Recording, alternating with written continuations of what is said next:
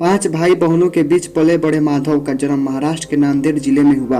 पढ़ने में वह बचपन से होशियार थे, लेकिन उनकी पढ़ाई में घर की आर्थिक तंगी ने हमेशा अड़चन डालने की कोशिश की। इसके बावजूद उन्होंने पढ़ाई से कभी नाता नहीं तोड़ा।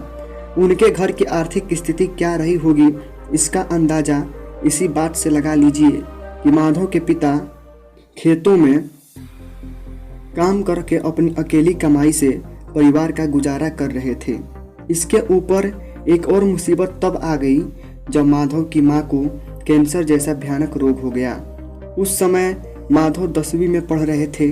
इस बीमारी ने माधव से उनकी मां छीन ली और वह हमेशा के लिए इस दुनिया को अलविदा कह गई। मां के जाने के दुख ने माधव को भीतर से तोड़ दिया, लेकिन उन्होंने खुद को संभाला। 11वीं की पढ़ाई के लिए वह हर रोज 11 किलोमीटर साइकिल चलाकर जाते थे। 11वीं की पढ़ाई पूरी होने के बाद आर्थिक तंगी ने एक बार फिर से उनका रास्ता रोकने की कोशिश की।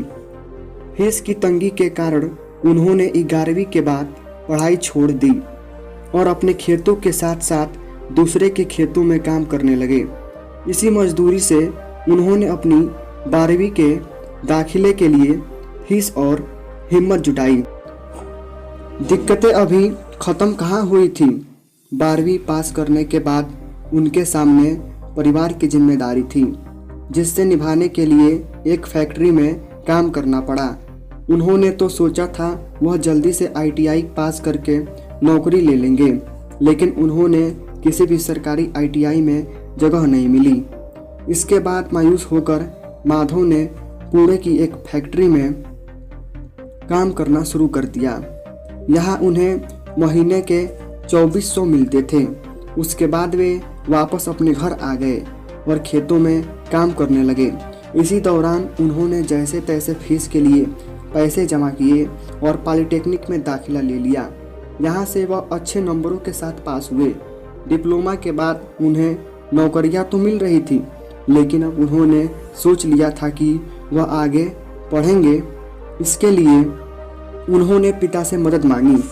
आर्थिक स्थिति ठीक न होने के बावजूद माधव के पिता ने उनके लिए फीस का इंतजाम किया, जिसके बाद उन्होंने इंजीनियरिंग के लिए दाखिला ले लिया। 1 साल तक तो वह पढ़ सके, लेकिन अगली फीस भरने की जब बारी आई तो समस्या फिर से खड़ी हो गई। इस बार माधव के पिता ने उनकी फीस भरने के लिए अपनी ज़मीन गिरवी रख दी और 1 लाख रुपयों का इंतजाम कर दिया। पिता का ये बलिदान उस समय सफल रहा।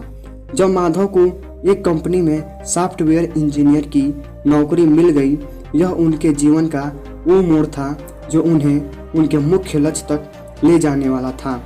उन्होंने बतौर सॉफ्टवेयर इंजीनियर 3 सालों तक काम किया। इसके बाद 2017 में उन्होंने UPSC परीक्षा देने का मन बनाया।